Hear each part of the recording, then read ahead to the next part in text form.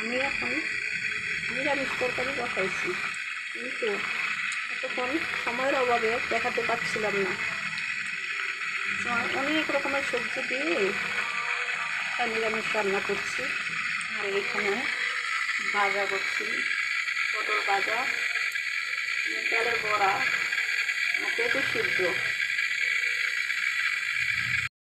এইখানে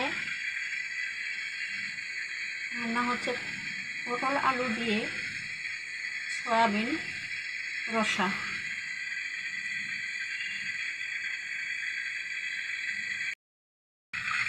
আমার ভাত রান্না হয়ে গেছে, আর এখন তরকারিটা রান্না হলেই হয়ে যাবে।